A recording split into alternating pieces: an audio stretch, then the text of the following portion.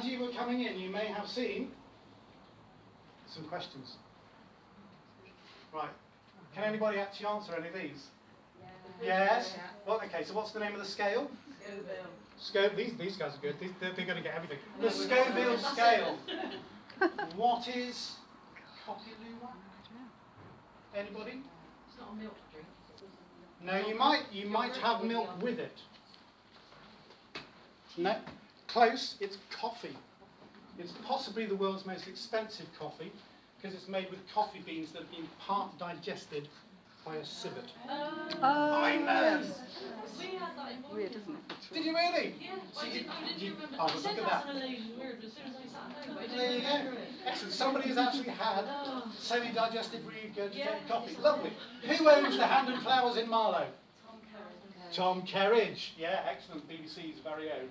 How many tablespoons make up a pint? 38, 85. Not 85. 38 is close. Very useful to know. That's down a bit. It's imperial, so it's going to be a weird... 36.3. 32. It is 32. Very good. And then which animal's milk is used to make manchego? You. Yes, Sheep. sheep. It is a Or ewe. you. Yes, indeed. Precise. It is not me, it is a sheep. Excellent. Right, well, listen, that's not bad going. Well done. We have some people this afternoon who know even more about food and food programming than our very talented audience who got a lot of those questions right. Could you welcome our first two guests, please? We have Stephen Leigh. Would you like to come up, Stephen? And Emily Angle. Excellent. Round of applause for our first guest. Excellent. We had to practice getting in and out of chairs. It's quite delicate. So let me introduce you. First of all, Stephen is the series producer on the very new Writing Production Right Now. In production right now. Yeah. Nadia's British Food Adventure. Yep, they're filming as we speak. Where are they filming? Can you They share? are filming somewhere in the heart of England. Okay, somewhere in the heart of I England. like to keep it mysterious. Excellent. If I said Milton Keynes, it wouldn't sound glamorous. No, but somewhere in the heart of England, maybe Milton Keynes. Stephen, just tell us a little bit, because this isn't the first show you've worked on. You've worked on a whole raft of television shows. Just give us a flavour of where you've been in your career. I started probably doing food with River Cottage. It was a 3-month job that lasted 4 years, Excellent. as the best ones do. And then I have worked with the Hairy Bikers here, and I worked for the Fabulous Baker Brothers with Discovery, and then before I came here from Nadia, I was working with Michelle Wu for Channel 4. So lots of different food people, but all with the same aim, really. Which is? Which is, I think, to support the idea of cooking, really, because I think in the world of normalisation of takeaways and takeouts and microwaves and restaurants, just seeing people cook and the process of cooking being on television and in the public face through online and through food blogs, now through TV, keeps the idea that you cook as an acceptable thing to do in a way, and it doesn't sort of just become a lost art.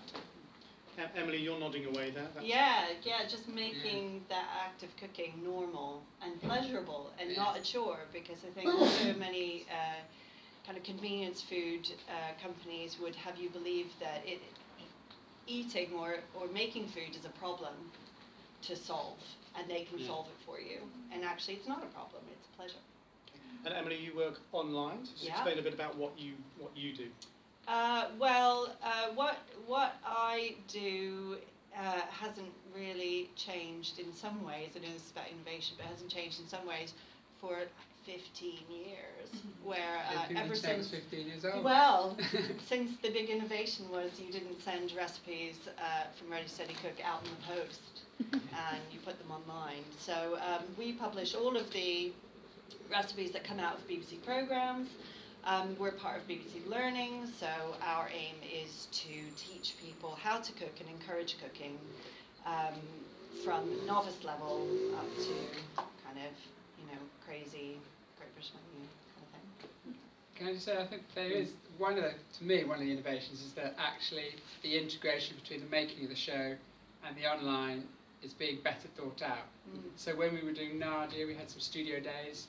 Emily and her team came down whilst we were in studio and did a recipe in the same location at the same time.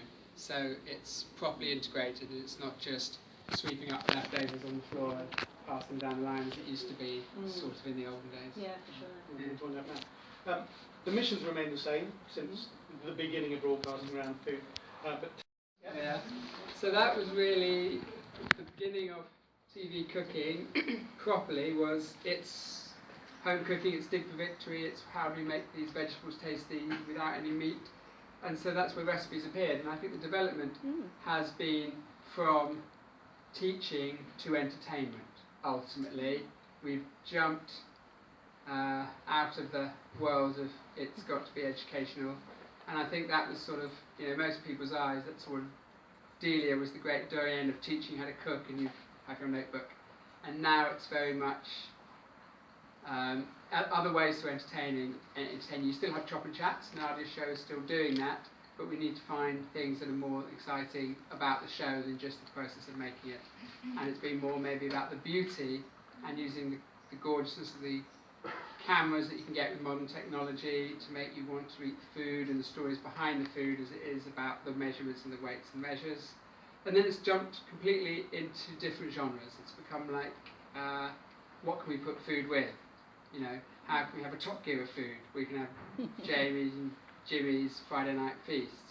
How can we have a comedy show and food, and a panel show and food? So food has now become a vehicle that we attach to any other TV genre in many ways.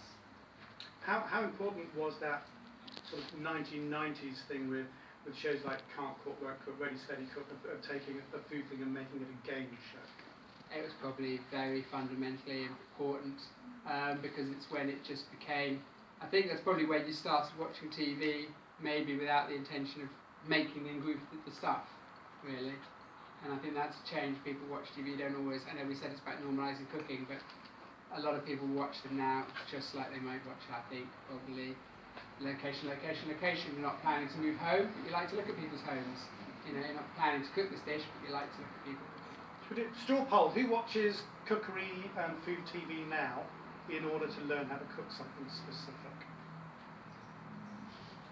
And that's three, and I'm not quite sure. And who watches it because? Give some keywords. Why would you hope people watch it? It's lush, it's gorgeous, it's inspirational. Lush, gorgeous, inspirational, comforting, Yeah, familiar. anybody watch for those reasons? It's like a little bit like travel without travel. It's sort of travel for the palate in a way. Travel for the palate. Oh. There we go. That's the next Series? advertising slogan. Yeah. Travel for the palate with. Excellent. Brilliant. So tell us a bit about Nadia. What's the brand new show in production right now? Big new up and coming star. Yeah. What are you doing with that? Well, interestingly, having said all that, we're going back to basics. Okay. Nadia's won a cooking competition. She's going on to do other shows where she's a judge. We need to establish that she is a cook.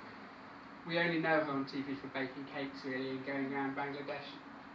But we need to say, actually, she's a cook, she's a great cook, she's got a history of cooking, it's in her blood, it's in her life, she's always done it, trust her recipes.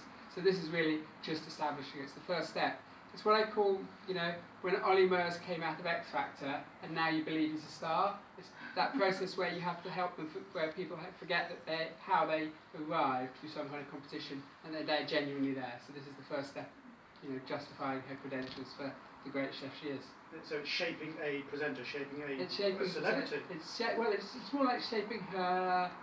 I think it's just shaping her food credibility in a way. Mm-hmm. How much does a programme stand or fall by the talent of the person presenting it? I would say 115% probably. I think every recipe we've got in this show, if it was cooked by the wrong person, there'd be no point doing it. You're not going to go, that recipe was so good, I'll watch next week's episode if you didn't like the presenter. But you might go, don't really like fish, but she's great, I'll watch Ada. But otherwise, online it's all about the food. Yeah, in many it really ways, is. we need to be about talent. Okay. So we have talent here and we have food. How does online differ? You're still making videos, you're still making We are, shows, yeah. right? And video is something that we've done more and more of over the last couple of years. Stephen and I did a video project for online, 4 years ago, was it? And we were making films that were very like telly, weren't they? They were sort of 6-7 minutes long. You had lots of banter, lots of take-home tips and everything. And they were for the website, but the arrival of social media and having Facebook and trying to kind of reach a younger audience with that content, you haven't got 6 minutes. You've got 1.5 minutes maybe, 2 minutes, but you still need to take all of the things that you do in the program, which is be emotionally engaging, be really relevant, have the food look beautiful, be really lush, and you've got to kind of squeeze it down into 1.5 minutes. But even more so, you've got to be really, really relevant to people's lives within the first 3 seconds, or they're going to scroll past. So it's as fast as that, 3 seconds. 3 seconds, yeah, absolutely. If you've got 10 seconds views, you're doing really well, right? So it's tense. It's tense, but saying that, you know, there's still so much that we take out of the telly model. It's just slightly compressed. I've actually brought a little film with me. Excellent. So one of the things that we try and do to make our content as relevant as possible to people is solve a problem for them, solve a really specific problem for them. So we made this film about the rules of making pasta, because so many people make pasta. Do they really make it right? I mean, boiling dried pasta, right? Really simple, right? So we got Annabelle Conte, who's 91, and is the foremost authority on Italian food living in the UK. And we got her to explain to us the rules of pasta. Pasta is very easy, very quick, yet there is some norms, some rules, which you have to follow to cook pasta well. I don't even consider to buy fresh pasta here. Our spaghetti are always the dry spaghetti, so I say no thank you. Spaghetti bolognese are not an Italian dish. We never had them. Spaghetti is a shape of pasta which doesn't hold the sauce. Well, tagliatelle, because it's an egg, it's a sort of softer, hold the sauce. So the ragu, the bolognese sauce, stay in it, and it is perfect. Probably the first is spaghetti, the second is penne, and then I would have an egg pasta because it's very important to have, for a ragu for instance, but I'm going to cook just spaghetti for you in the boiling water. For myself, I'm old now, I make only 70, but 100 grams is a good helping, a hand, like that. Maybe if you're hungry, 120 more, probably like that. I got small hands. Pasta should cook in a lot of water, and the water boiling hard when you put your pasta in. Rolling boil, as I say. The water must be salted. Put salt in the water, not afterwards on the pasta. Only salt. And gently move them around so that they slightly separate. You can smell the starch going out of the pasta. Give it a good stir and let it boil for, it's usually about 8 minutes, but you can never be sure because it varies from one kind of, one made of pasta to the other. Do what you like. If you like a little more cooked, cook it a bit more. It's you who have to eat the pasta.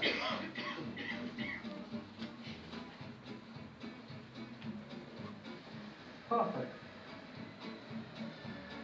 Don't overdrain spaghetti, the fallacy.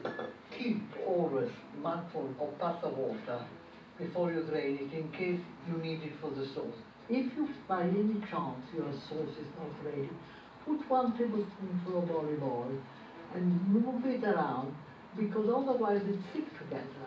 Don't leave the pasta undressed, naked. Excellent, that's all. It's very snappy. It's snappy. It's, you know, one camera, you know, handheld, lots of movement.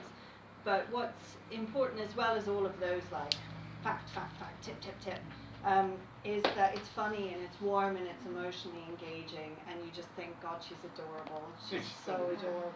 Not to be I'm not trying to be patronising. She's just really lovely. She likes a lot of pasta though. Yeah, I mean, that's a big old portion. I know, it's hilarious. You're like, oh, no, that's not. Never mind. It's fine. What's interesting is, I think you talked about TV. But when we did something years ago, it looked like a TV show we put on the internet. I think very soon we'll be making TV shows that'll be very much informed by what you do. I'm sure we'll be putting more graphics and cutting much faster. I mean, we're already cutting much faster. I remember going back to early River Cottages when I wanted to create a compilation DVD, and the early ones were so slow compared to the ones we cut. We had to recut the originals to make them the same pace. So we're getting faster, inspired by you guys, I think. Absolutely. And what we've done recently with Mary Berry's, I can never remember which series it is. Is it Foolproof? What was the most recent one? Absolute favourite. Absolute classic favourites, Foolproof.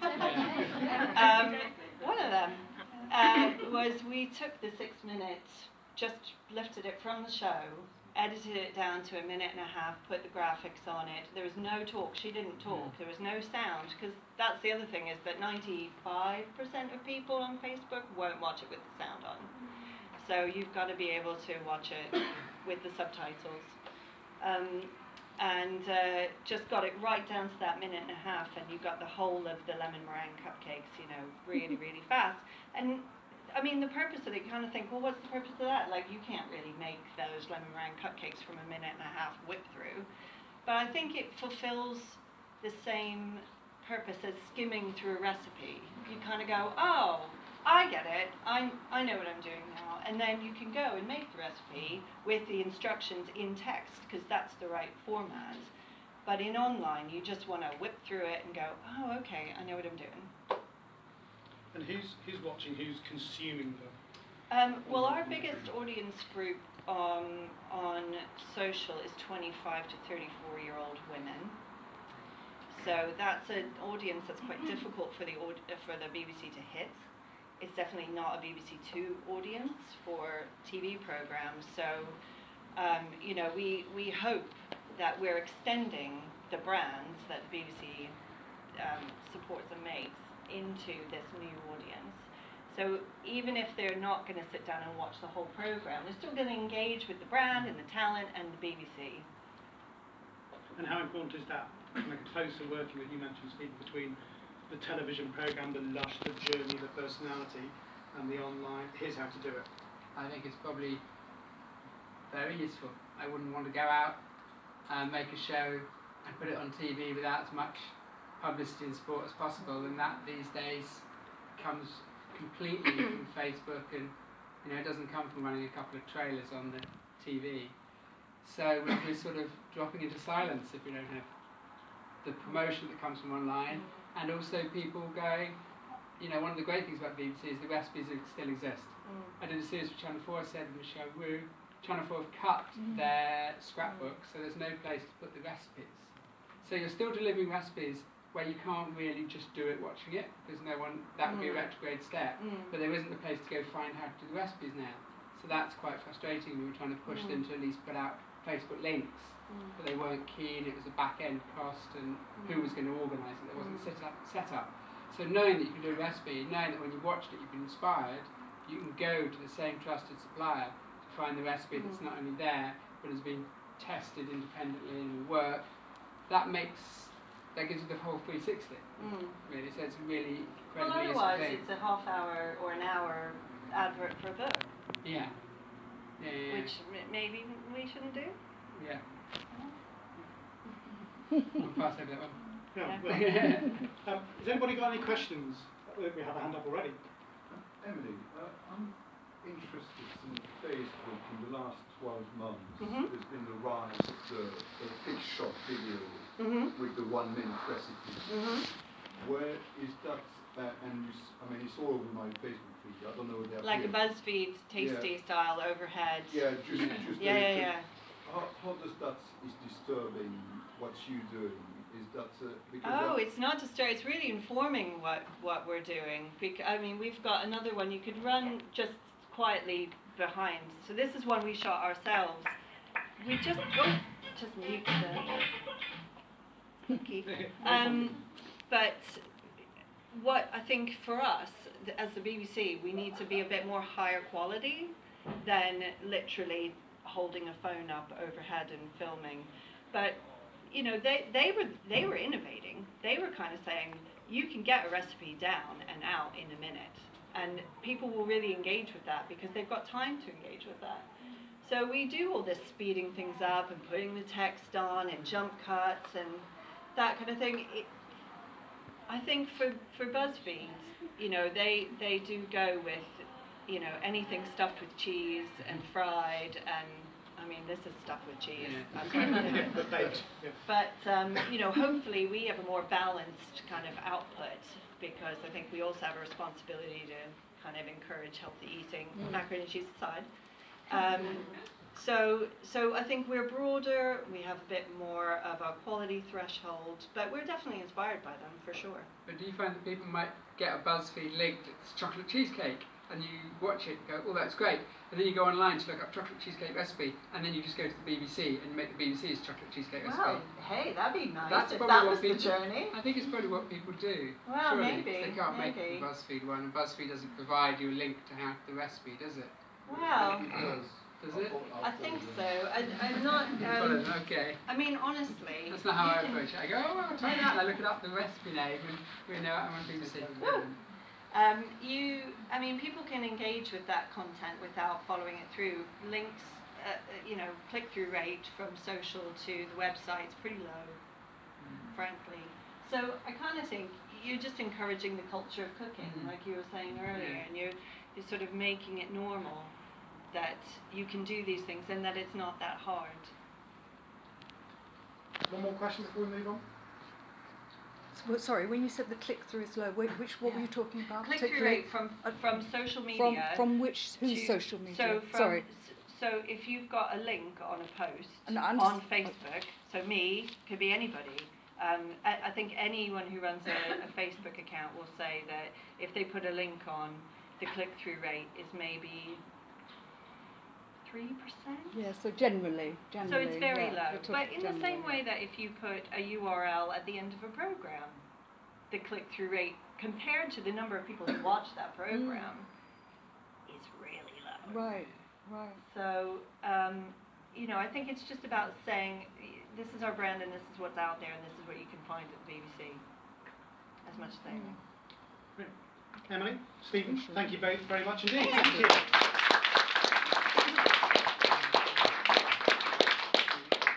Okay, so encouraging food, telling different stories depending upon who your audience is. We're going to move on now to look at how to broaden that out. And we've got a film here from one project that's happening in Bristol.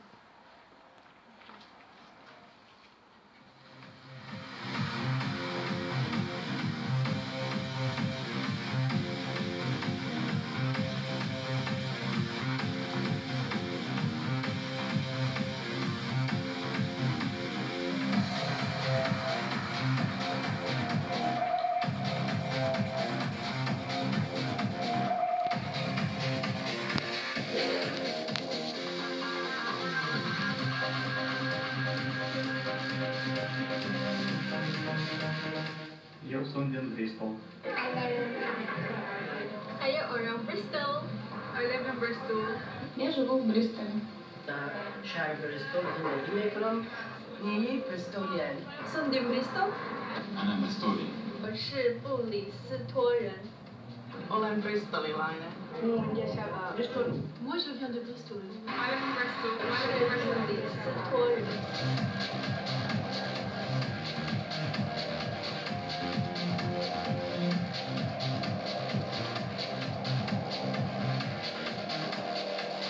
My favorite food is quesadillas. I love small chop and falafel. I like Chinese. I love Italian food. Lobster curry.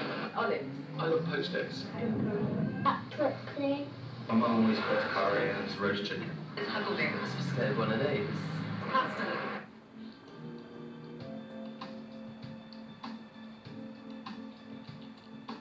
Today I'm making a traditional Zulu bread called ujepe, but in Joburg we call it utombolo. I'm making this bread because it reminds me of home and my grandmother, and this was the first thing my grandmother taught me how to cook. Yes, fava bean with a lot of tomato, parsley, garlic, pepper, salt, and a lot of olive oil. We have it after men come back from the prayers. They are, you know, buying the fresh bread, the big fresh bread. I'm making a traditional Russian borscht. It's one of my favourite soups on the planet. My mum used to make it all the time, and it was amazing. She was a chef, so she was professionally trained to make it. It was perfect. I make it a lot. I'm really lucky because my husband, even though he's English, really likes it as well. So it's a good, healthy alternative. Today I will be cooking a rabbit in a black sauce, which is a very traditional Czech dish that my mum always used to make. My grandmother actually used to have rabbits, so it was quite easy to get hold of, and I just love the flavour. So here I have trhanec, which roughly translates as torn, as it is a torn up semolina cake. It's something my mum would make, especially in the summer when we had lots of raspberries in the garden.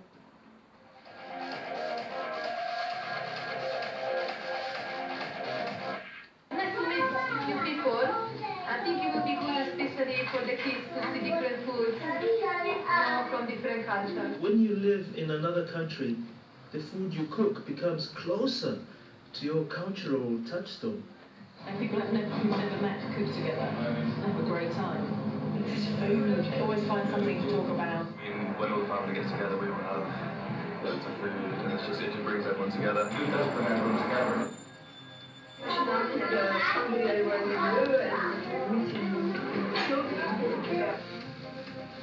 There's something about sharing our food with people that connects us more. Like the old saying of breaking bread, you make friends. So I do believe food does unite people. This project is so exciting because I love food and I love people, and this brings them all together.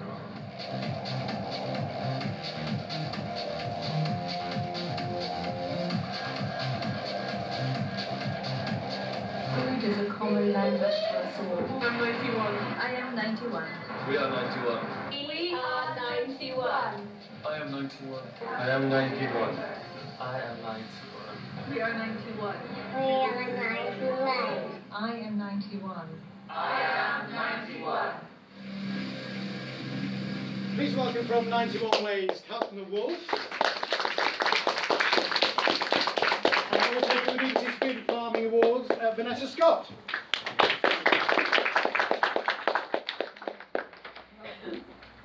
Italian food, you think? I think they just called me there. Cheers, I love it too. Yes.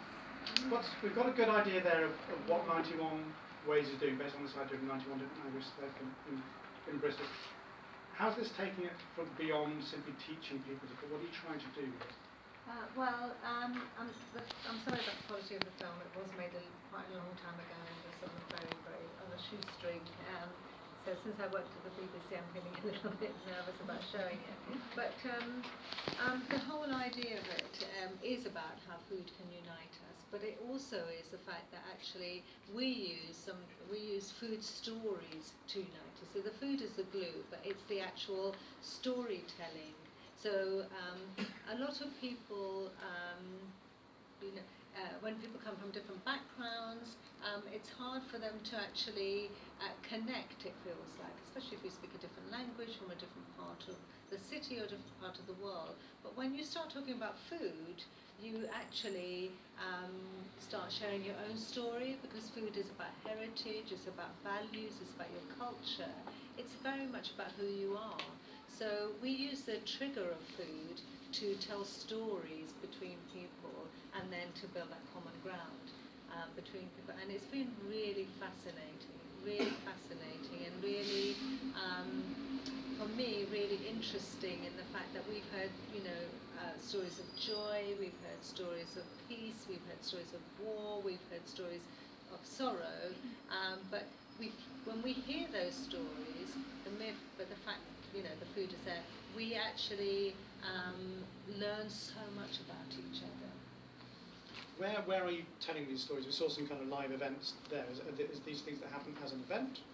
Yes, we set up events, either we pop up and we pop up around the city, and we go to communities who can't come to the centre, which is fine, and we also interconnect communities because Bristol, like many cities, it's got 91 languages, and that's great in terms of diversity, but people tend to live in their own sort of geographical silos, so we go, and we move people around, and we say, come and share food with us. And how do you plan to then kind of take that further? So we are creating and curating the stories because I think there's a real power to that food storytelling, and that, I mean, I always say that storytelling goes back to the beginning of mankind, if you like, and womankind, where we were, sitting around a cave, in a cave around a fire, and that's the thing that really bound people together. One person would tell something, it would go to another person. So we collect the stories, we share stories, and we're curating them, and then we share them in a way that actually makes people feel really proud that they've actually been able to talk about who they are through the story, and we're keeping them in the hope that we will be writing a book about it. But we're sharing them with lots of different cities. I mean, this is a Bristol initiative, but we've had loads of other cities contact us from around the world as well as in the UK.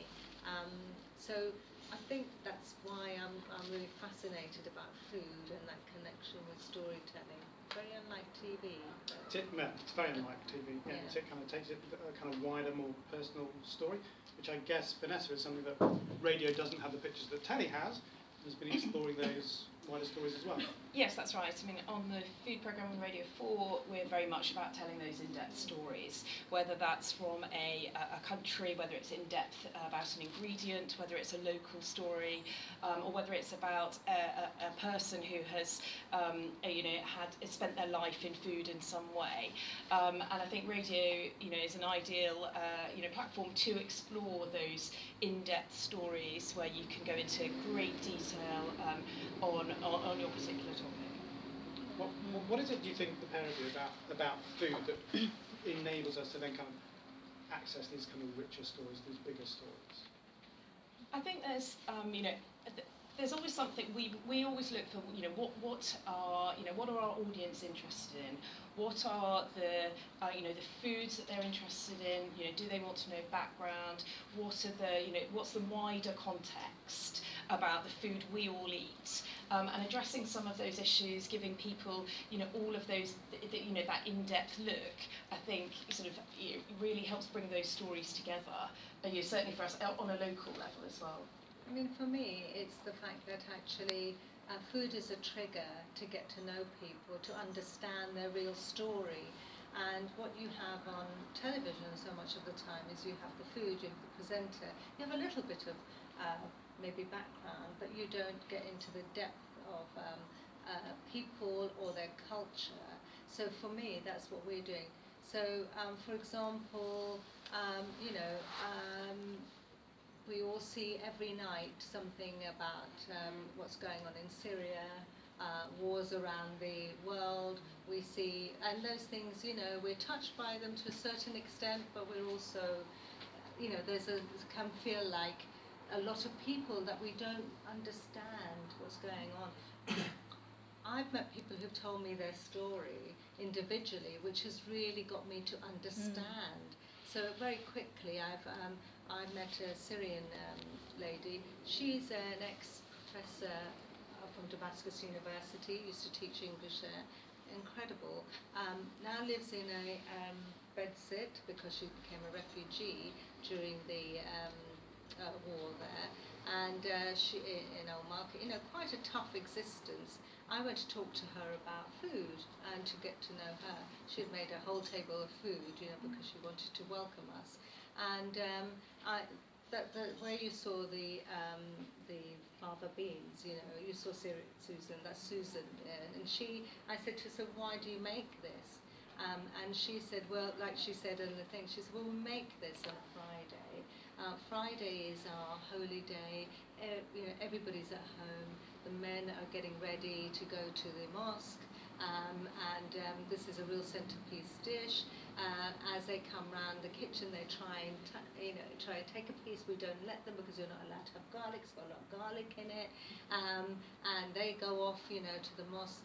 Slowly, the house fills up with laughter, with children, with aunts, uncles, neighbours, and we're always thinking, should we add more fava beans, more herbs, more garlic? The dish is getting bigger as more and more people are coming, and we know when the children are running around, when they're not allowed to touch it because it's a very important dish that we all eat together. We break that, when the mosque finishes. We've got on the way home, the men come back, and on the way they stop at the baker's and they buy really big breads. They're thinking, should we buy more? Which size bread should we buy?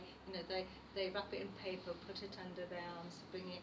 They're hand in hand, really excited that they're going to go home and they're going to eat, together. And they come home, and everybody sits down. And at this point, when she was telling me this story, she just completely broke down.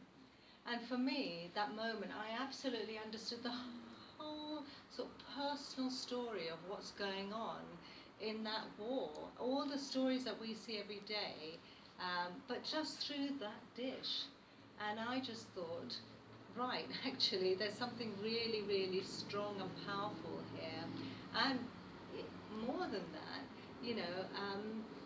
I tell that story a lot because actually, apart from the fact that I understood that, was that I actually 2 weeks later was sitting in my kitchen and I just suddenly thought, oh, what shall I make? And I thought, I'm going to make full madamas. And so it suddenly thought, my gosh, that dish, that story is now part of me. So that brings meaning as well to the food. It gives you a richer understanding not just of the food but of the culture. It's a very powerful gateway into it definitely very rich story. Definitely is. Bristol's a real place for sharing, for food sharing. There's umpteen different food festivals and so on. What is it, do you think, Vanessa, that actually makes Bristol so good at that connection? I think it's some of the things that Kalpna has been talking about, the different communities, people sharing their stories, people being willing to try different things and wanting to learn more from other people in their neighbourhood. And I think that's what makes Bristol really different in terms of the variety. It's all about the people and the stories they have to tell.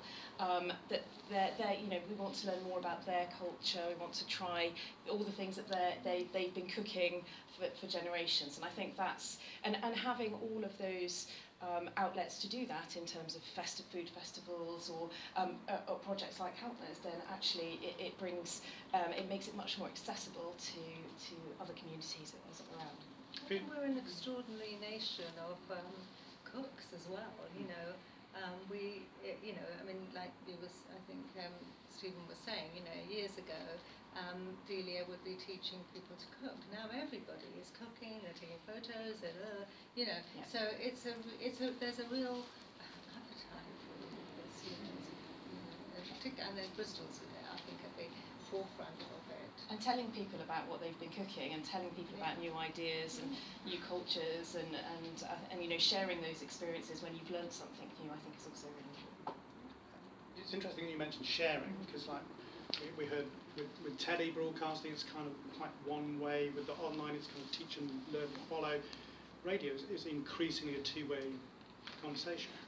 Yes, I mean I think it's interesting looking at how we in radio have to adapt to look at what our audience needs are.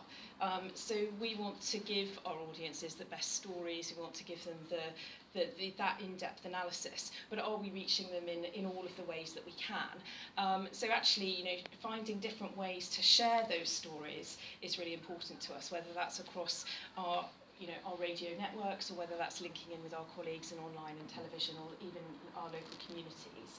And I think we are constantly looking for ways to do that across the food programme. You've been working a lot with the World Service as well.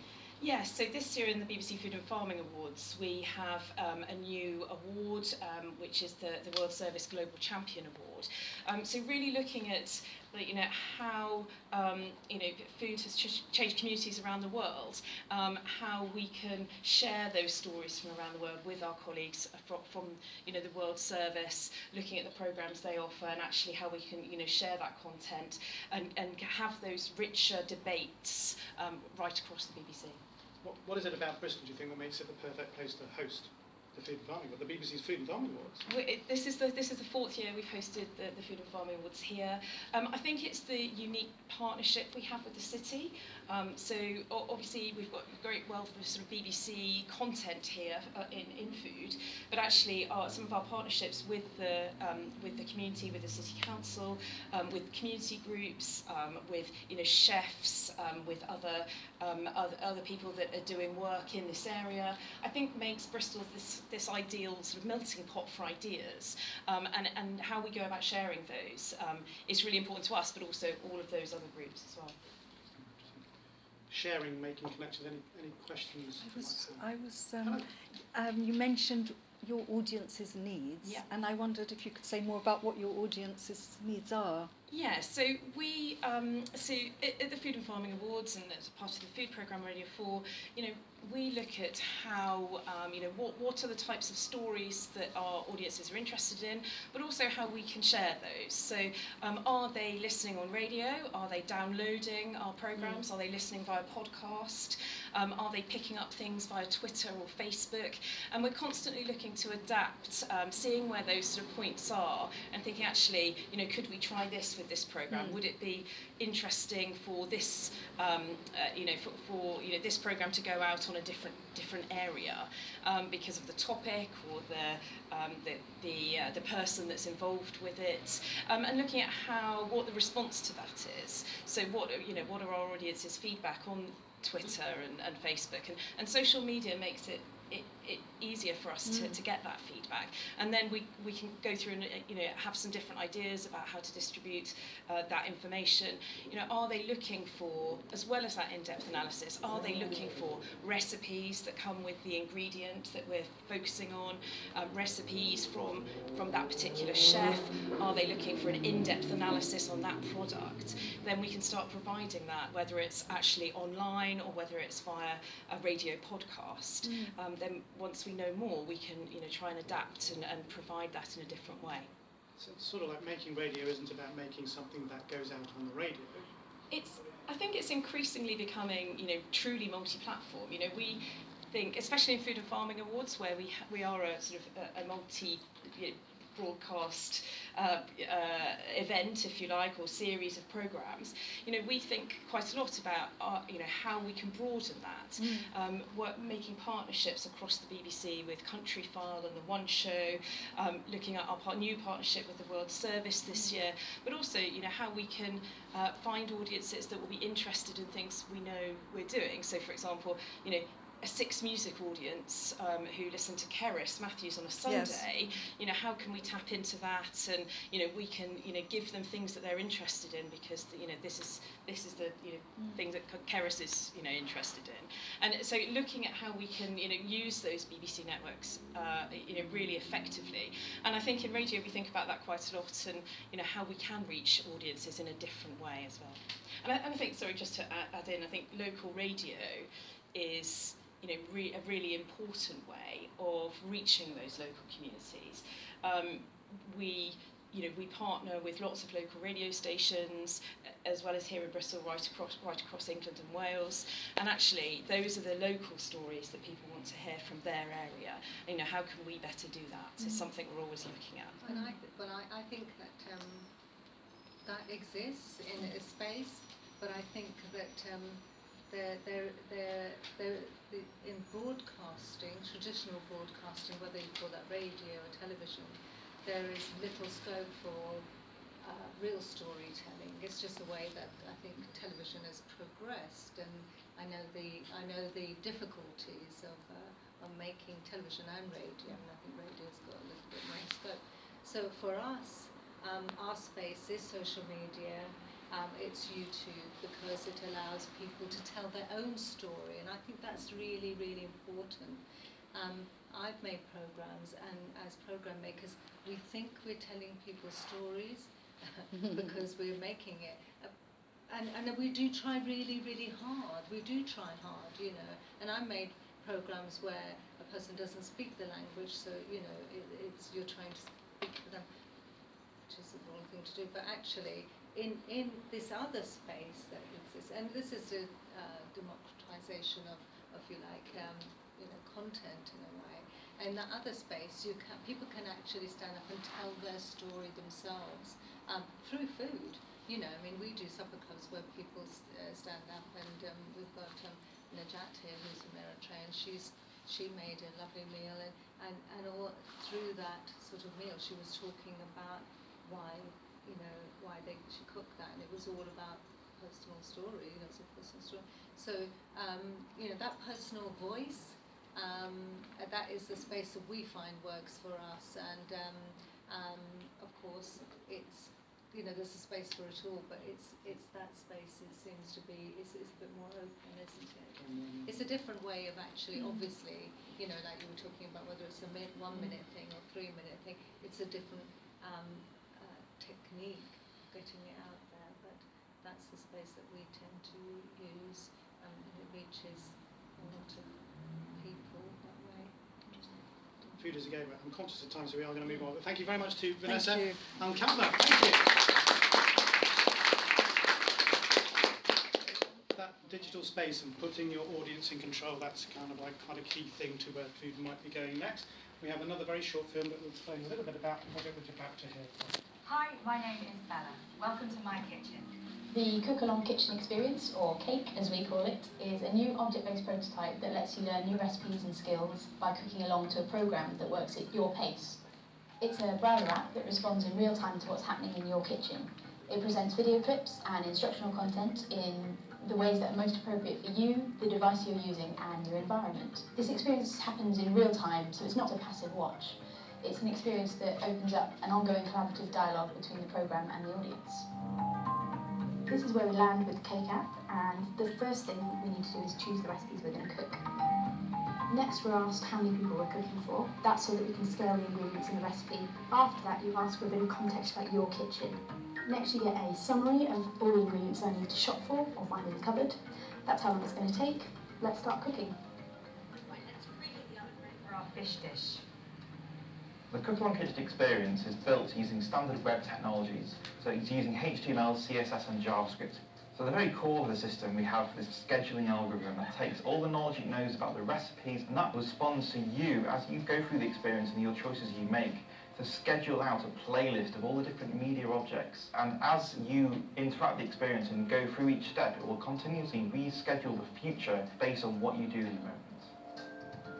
Our production wasn't too dissimilar from a linear TV shoot. Crucially, it didn't mean recording endless variations. We planned our production so that we could record single step-by-step recipes only once. The variations are created by the application. After getting the recipe from our chef, we then decomposed each step in that recipe into the objects we needed to capture.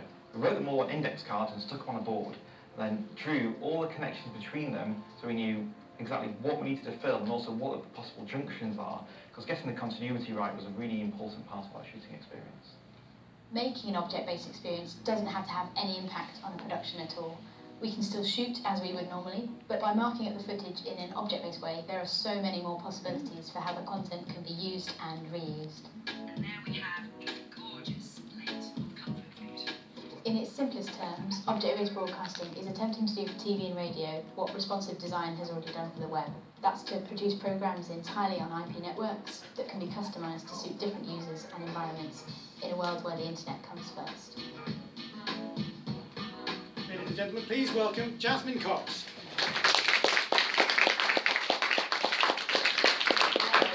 Hi. How long did it take you to come up with the name CAKE? Actually, it was Chris's idea. Yeah, not very long. We had bake, and we thought, well, that's a foodie word. And then we thought, well, no, it's cooking. Let's make it cake, and we're regretting it ever since. It's very catchy. It's very memorable. Yes, it is. It's an object-based. Object-based media. Which is what? So,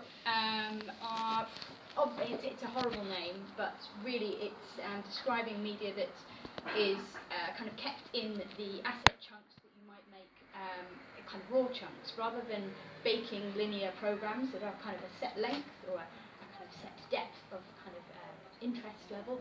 We actually keep all the bits, and we keep the metadata that might describe how they kind of fit together in different ways. And by having that kind of relationship, we're able to send those bits to maybe your connected television or your app, your iPlayer app, or anything like that.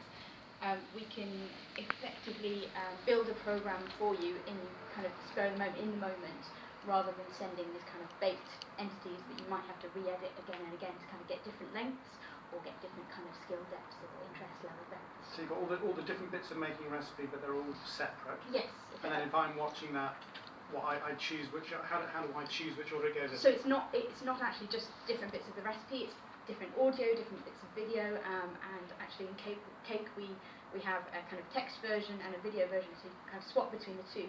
And we kind of, as you've seen, we mapped out the relationships between them on cards at the beginning of the production process to kind of say, well, this is kind of how our data is going to exist in a model, and we're going to keep all these chunks distinct, and then we write an algorithm, a piece of software that lets them be assembled in response to an audience. So with cake, we do that by saying, well, how many people are you cooking for? Which recipes you've chosen. So effectively, we were kind of inspired by the Ramsay's Christmas dinner cook along, and being able to kind of schedule lots of recipes together. So we gave you the choice that you could choose kind of to cook fish and fish with a pudding or fish with some side dishes, and effectively we can schedule that based on what's actually happening in your kitchen. So you set up with some kind of initial preferences, telling us a bit about what you're doing and kind of why, and then the program is actually kind of not making a note of, but it's kind of responding to you. So the program stops after every short clip, and depending on how long you take to finish that clip, or tell us that you've kind of finished preparing those ingredients, we can then make a judgment and swap things around so things don't burn in the oven or such terrible things. And maybe we phone a takeaway if The behind the scenes bit is all quite complicated. There's lots of different links. But if I went home now and used that to cook my dinner, I want it to be really super easy. How do you kind of balance that complexity with making it really easy? So hopefully it isn't complex at all. It just feels a little bit like a linear program to you. Apart from you do say at the beginning, well, I want to cook this fish dish plus a dessert, and I've got actually in that version we say how many hobs do you have, because we need to know whether you've got enough space to have two things on the hob at once, or maybe you've only got one hob, so we can change the program based on that. And also we would like to know a bit about your skill, so that in the future kind of things that taught you how to chop in a way that you've never done before, we might offer you more kind of resources for things that you might find tricky. So hopefully it's only kind of that first step before you watch the program that is a bit different. The rest is kind of a linear program that you just have to sort of say, yes, click each bit. It's just like having a kitchen assistant that sort of helps you do whatever it is that you want to cook. Absolutely, yes. And our nice. Aim is to not have you to touch the kind of tablet or whatever you're using hardly at all. If you could actually speak to it like a voice assistant, that would be kind of perfect in the kitchen, because it's kind of we learned through the process that it's actually the combination of speech and video kind of that work together. So actually you might have your back to the app while you're cooking along, and it's talking you through. You mentioned in the film there that you could see this being a way that many more things are delivered. I mean, how is that how you see it going? That this is how we're going to see food content? Well, potentially. So it's quite interesting. Emily mentioned that she had to re-edit kind of Mary Berry's recipes down to a Facebook offering, and actually if you think about having an object-based approach to your production when you start thinking about it, you already have all those bits. You don't need to do a manual re-edit. You can almost automate a re-edit, or kind of specify that I want lots of different length edits out of this kind of not bucket of media, but this kind of beautiful well of media that you've created. And you can surface the things that are relevant to your offering, to your Facebook offering, or you can surface things that are for a particular audience member or a group of audience members. So yes, I think that if you want to offer programming that is responsive in those ways and saves you time and lets you be creative, then yeah, object-based is the way to go. Okay, so you could be reusing bits of any television programme. You certainly could, absolutely. So we've actually done experiments in the past where we re-engineered radio documentaries and weather forecasts to kind of make them different lengths based on how much time you have. So we re-engineered them, and we've actually found it's a lot easier to kind of come from a production where you plan out firsthand. But if you wanted to use archive material or stuff that already exists and kind of pull that into your program, even YouTube and things like that, that makes a lot of sense, especially for audiences as well. Throw it out to the audience. If you've been watching, I don't know, if you've been watching the new Nadia show, for example, and there's a recipe on there that you wanted to follow, would you use an app like that? It's really interesting. So can I just ask, if I was making the next Nadia series, could I integrate with you and then go, so this is our set, this is where we plan to film our studio recipes, how could we film a recipe that could work in our show, but then you could have a red button and it pressed it and it took it to wherever you were, and then you could make that recipe at your skill level? Because, would that be possible, that they could be integrated, so the show and the cake would be together? So I think that would definitely be possible. So we're actually still making bespoke things. So cake is very bespoke, and we are still trying to work out ways that workflows and the software tools that make it possible. So when we built cake, we had a big spreadsheet, and it kind of it essentially drove the program from kind of our planning stage to when it actually plays out. It still uses that same data. We are very interested in collaborating with teams to kind of make this more scalable, and obviously work with teams that know what they're doing, because we're not directing, we're not program makers. We definitely want to understand that approach, and I think the only way to do that is to collaborate. So that would be a very interesting idea, and I think it would work. Yeah. Interesting. I love the way that Stephen asked if I was making a new Nadia. If, yes, we know that. There's a couple of questions at the back of the notice. Hi. I wanted to know how long does it take to make like a dish video? Because I saw that you also do like portions, how many people you're cooking. So if I have 18 people cooking the fish, or do you do like 18 fishes, or? So that is an area where perhaps we need to spend a little bit more time. So we have tried to be a little bit intelligent in the way we scale ingredients, but by no means is that easy. And yes, it would tell you to make 18 fish. The program wouldn't take longer, but you would take longer doing it. I don't think you would actually want to make 18 fishes. I think we definitely need to spend a lot more research time in that area, definitely. Yeah, and I just asked, maybe you had like a limitation of guests you could serve with that dish. So we have put some artificial limits on it at the moment. I think it's about 10, which is still wild and mad, but yeah. Questions? Yeah, hi. Yeah. So you get a microphone because you're near the front. You have to shout at the back. Apologies. Okay. Yeah. So you talked about it being object orientated. You're programming down to really programming level. So would you treat an ingredient as an object in this whole modular system?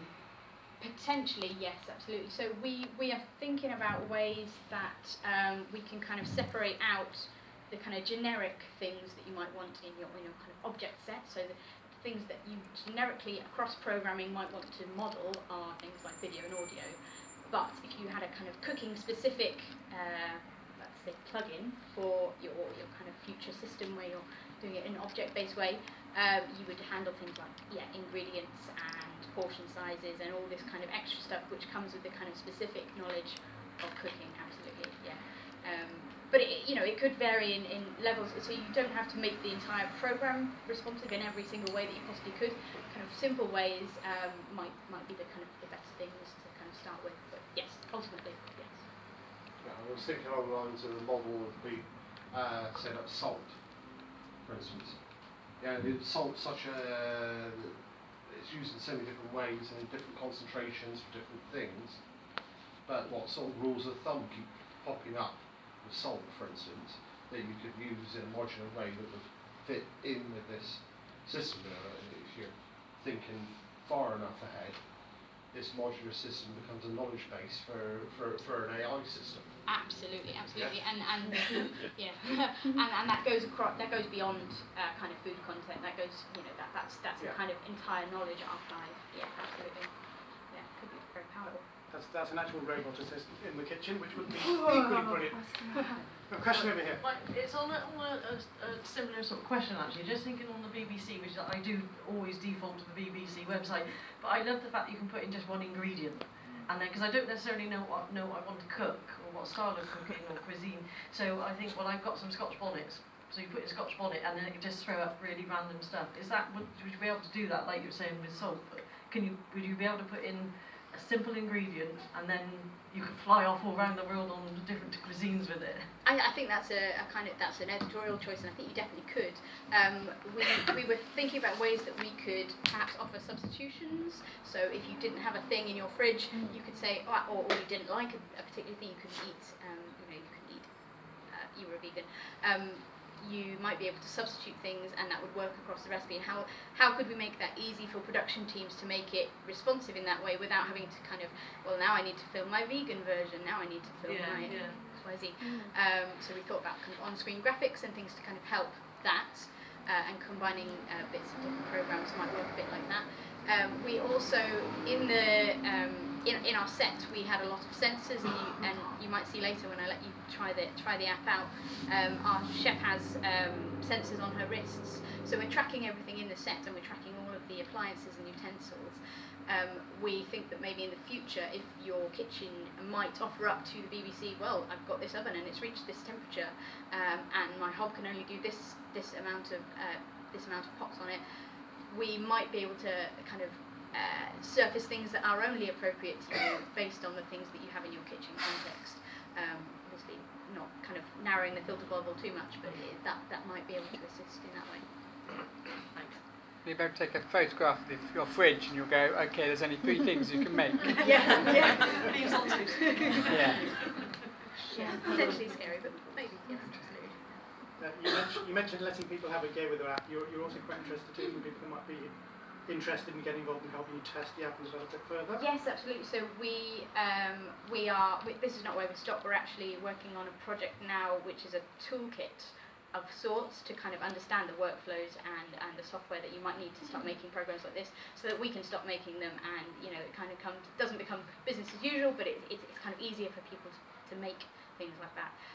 So we are doing work to understand this toolkit, and we're also going to trial cake with around 100 people. So if you'd like to be in that trial and get a kind of a pack of ingredients to kind of try cooking along with some of the recipes, then I'll take your name, or I'll send out a thing.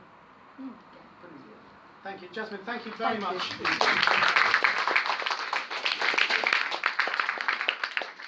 It's almost 6:15. I think the sun is very definitely over the yard arms. So we can adjourn downstairs there's a club and a bar downstairs. There are a small number of nibbles. Please help yourself. Don't eat everybody's, but have a little taste. Thank you very much for coming along. And I think all of our panellists will be downstairs when I've got the chat. Could I just say as well, if you're external to the BBC, could you come and find me, and I'll take you out when you need to go. We've got sort of heightened terrorist checks, so you can't leave on your own. So I'll be down in the bar, and you can follow me down to the bar, but give me a shout when you want to leave. And we do need to be out of the bar by 7.